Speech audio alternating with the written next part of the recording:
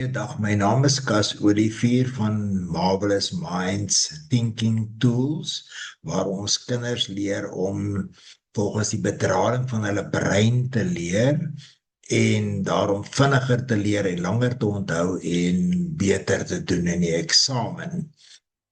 Daar is nou duisende matrikulante wat nie die Thinking Tools kursus gedoen het nie, en ek wil hulle tog die voordeel gee, want nie almal het die voorreg om op hierdie besonderse manier onderrig te word nie. Daar is twee dinge wat my bekommerd maak hierdie jaar oor die matrikulante. Eerstens die tyd. Nou kom ons kyk na tyd. Volgens Malcolm Gladwell se navorsing neem dit 'n mens 10.000 uur om op 'n expert vlak te kom. Nou teenoor dit is die brein is nie ontwerp om 'n fotostaatmasjien te wees nie. So dit is 'n briek op jou leer, en die brein is ontwerp om betekenis te gee op baie meer hoër vlakke as wat jy dink dit kan gedoen word. Kom ons kom terug na die 1000 ure toe. Om skool, 12 jaar deur die skool te gaan, met ander woorde, van graad 1 tot 12, spandeer jy so 15-17.000 uur aan jou klasse, plus jou huiswerk en jou leerdery. Dit is ver meer as die 10.000 uur, so jy behoort op hierdie stadium eintlik 'n professionele leerder te wees, wat nie die geval is nie, né? So daar het volgens die berekeninge, is daar nou net 2200 uur vir jou oor om te leer. Nou, ek het vir 'n groep matrikulante hierdie aanbieding gedoen, maar dit het ons 2 ure geneem. So ek wil nie nog hê dat jou 200 ure moet 198 ure word. So ek maak dit 'n bietjie korter en ek gee vir jou 'n oorsig oor wat ons gedoen het. Goed, hoe werk die brein? Om na 'n volgende vlak van breinontwikkeling toe te gaan, moet die brein betekenis soek en dit kry. Dit is die een probleem wat die hele leerproses vertraag, wat jou meer as 200 uur gaan laat nodig kry, wat my bekommernis is. My tweede bekommernis is, volgens verlede jaar se verslag, sê hulle dat die vraagstelling was verlede jaar baie minder voorspelbaar. Met ander woorde, jy het nie die gewone vraag gekry, beskryf dit, daar was vrae wat jy 'n bepaalde konseptuele begrip moes gehad het, en hulle dit getoets, teenoor die meeste van die kandidate wat die routine vrae reg het. Maar wat nou gebeur is, het 'n klein persentasie van die vrae in 'n vraestel gaan jou punte gee op grond van jou memoriseerwerk. Ek dink, as jy al jou memoriseervrae reg het, gaan jy 25% kry, maar jy gaan hulle waarskynlik nie almal kan onthou nie, want die brein is nie bedoel om so baie werk te onthou nie. So jou afskoppunt is, kom ons sê so 15%. So ons moet definitief iets dringends doen. Nou, hoe hierdie werk is die volgende. Jy beginne en jy leer, begin by wat jy ken en wat jy kan doen.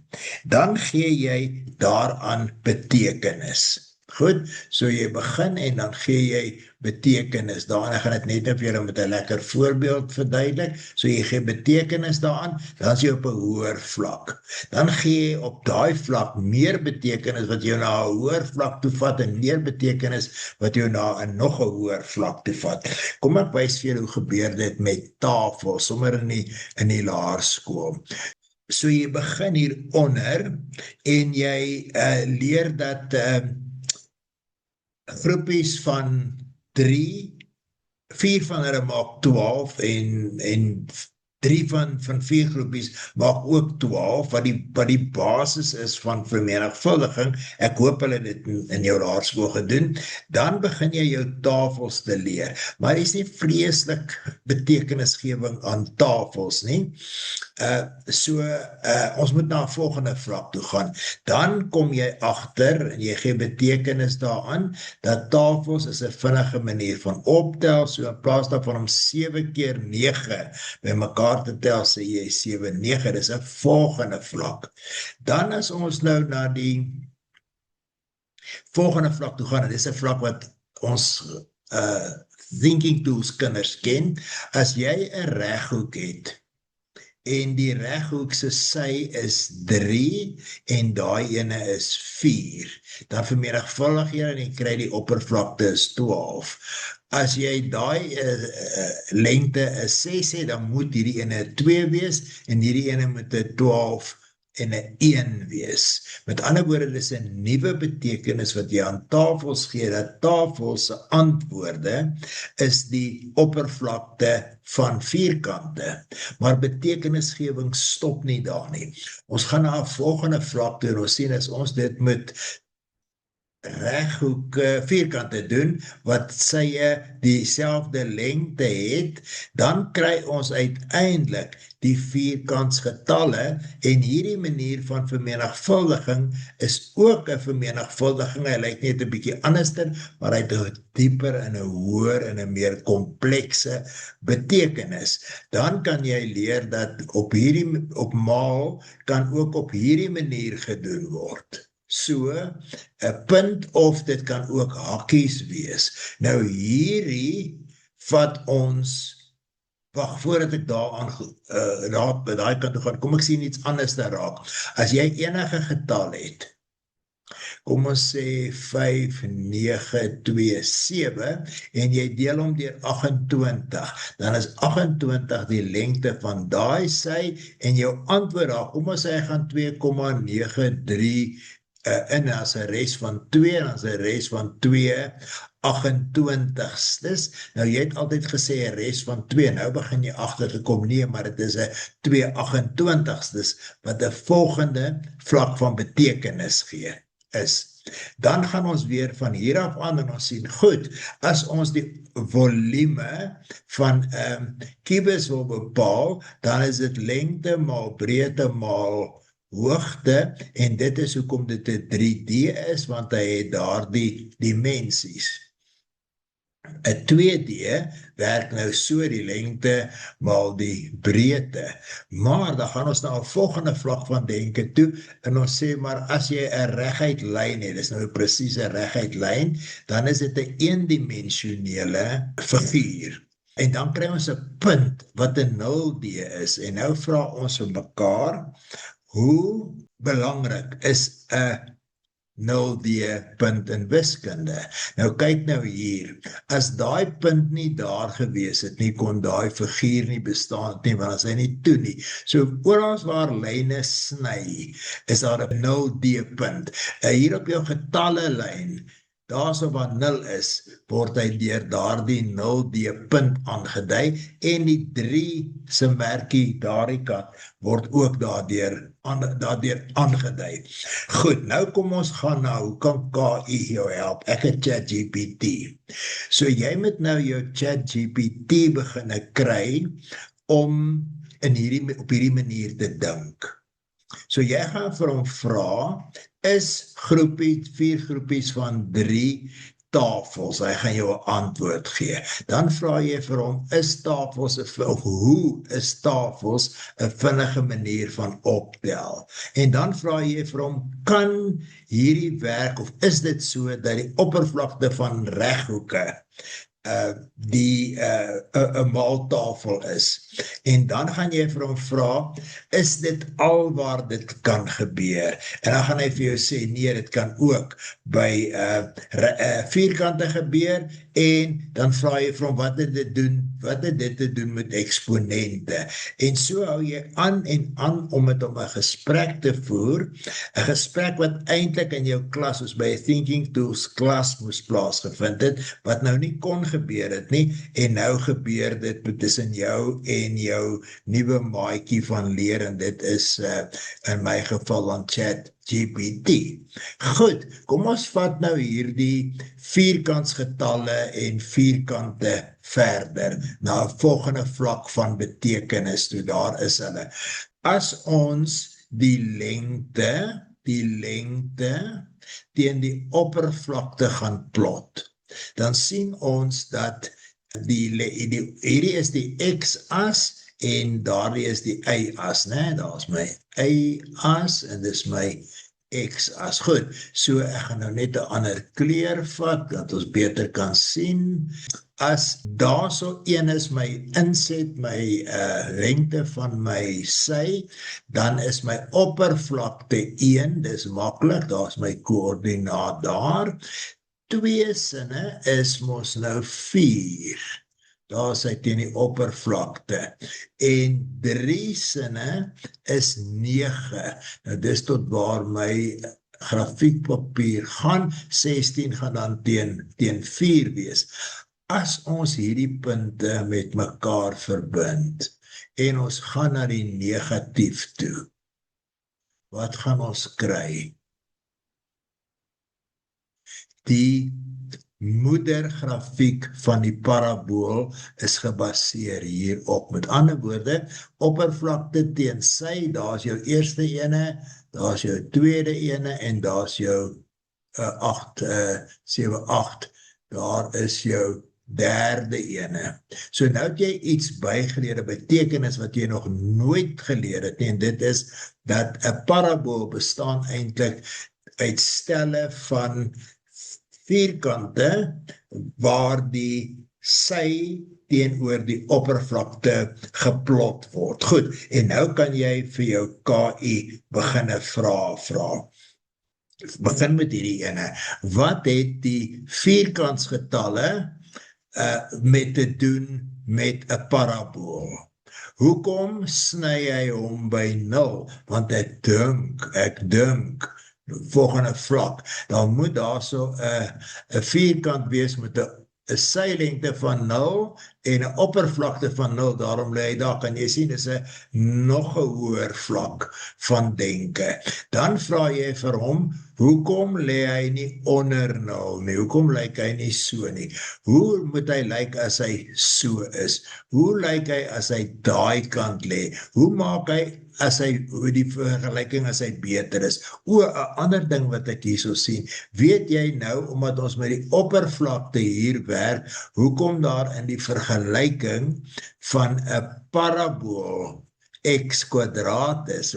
Dis baie interessant, gaan praat dit met jou ChatGPT uit, né? En dan moet ons vir hom hierdie vraag vra. So in enige vak kan jy beginne vra en Chat gaan in 'n gesprek met jou in en jy gaan tot hoër vlakke van inligting kry sonder om jou te plagiaat te pleeg, want dit is 'n gesprek wat jy met hom volg, né? Wat baie belangrik is, né? Ek moet net teruggaan daarso na die tafels toe. Soos wat jy hier op die vlak begin het, wat jy mee begin het, en hoër vlakke bereik het, gaan jy meer kennis hieroor opbou. So jy hoef nooit weer by jou tafel te gaan sit en studeer en onthou en probeer memoriseer nie, want jy gaan dit nou outomaties leer, jy gaan dit langer onthou en dit gaan net vir jou binne die vraestelle wat jy gaan skryf, gaan dit vir jou konteks maak. Goed, wat gebeur met wiskunde geletterd? Kom ons kyk wat gebeur met wiskunde geletterdheid, né? Kom ons kyk na persentasie. Is nou 'n lekker ene. 20% beteken 20 van 100. Nou is nou 'n woord wat ek geskep het, né? So 100 is jou volheidsgetal en jy sal net nou sien hoekom moes ek hom geskep het. Goed, so as ons nou begin hoor dink, dan vra jy byvoorbeeld vir chat of jy kan dit self uitwerk. So 20% van 250, hoe maak dit sin?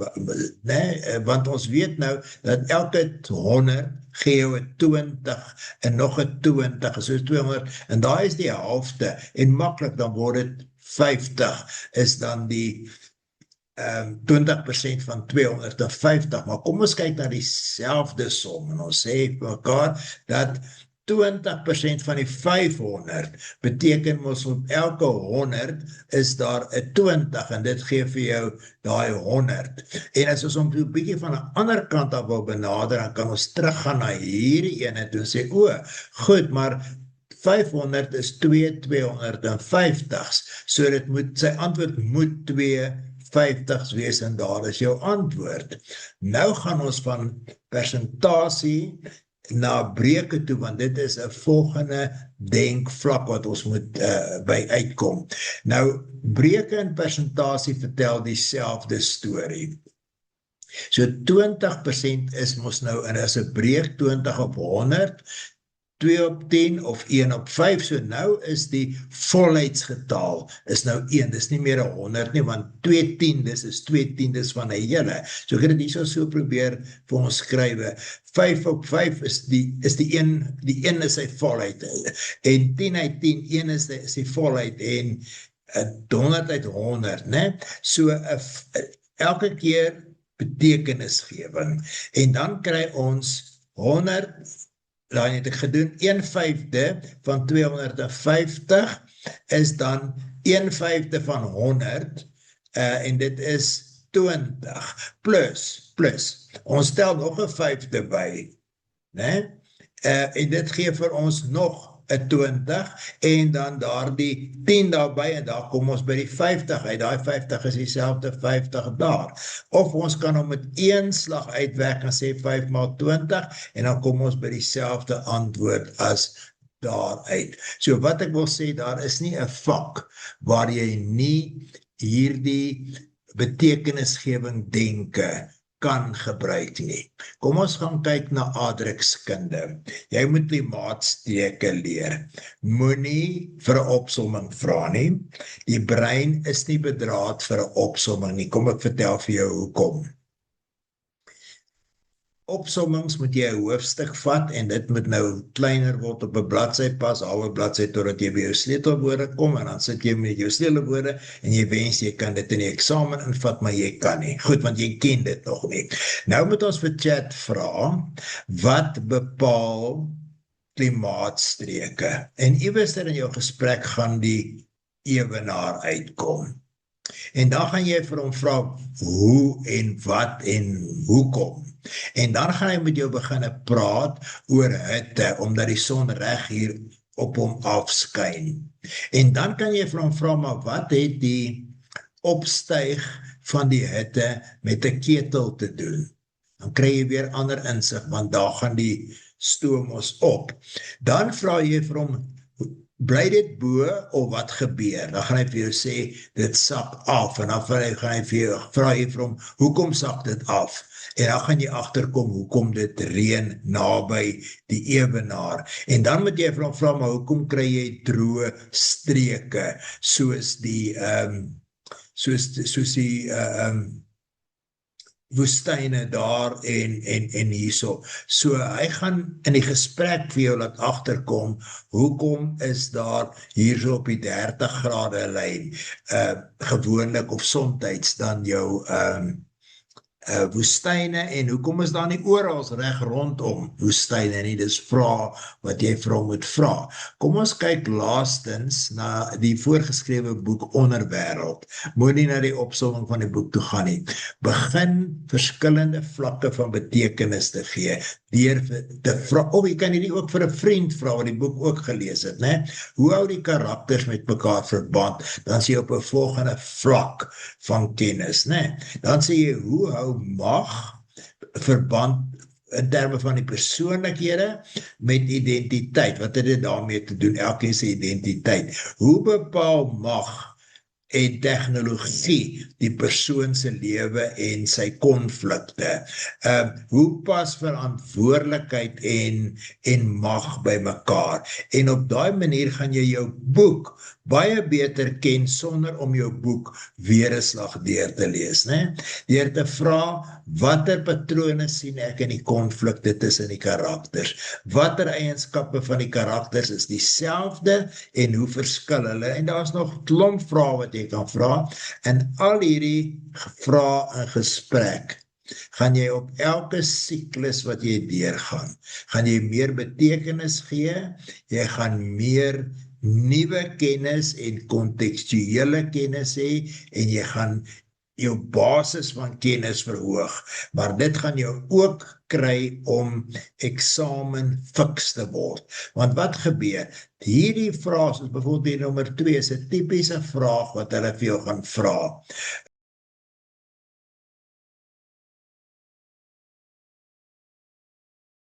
wat het persoon Greg A, wat het hy gedoen in terme van A, B en C en hoe het dit 'n ander karakter se lewe beïnvloed? So jy het 'n geweldige voordeel in terme van die eksamen. So dit is wat ek vir julle wil gee en sê, hou op om soos die skool en ander mense vir julle met studiemetodes te laat leer, begin te dink, dit is hoekom jy 'n brein het, hy wil dink, en soos wat hy dink, gaan daar nuwe breinbane gevorm word, en jy gaan onthou. Laaste woord.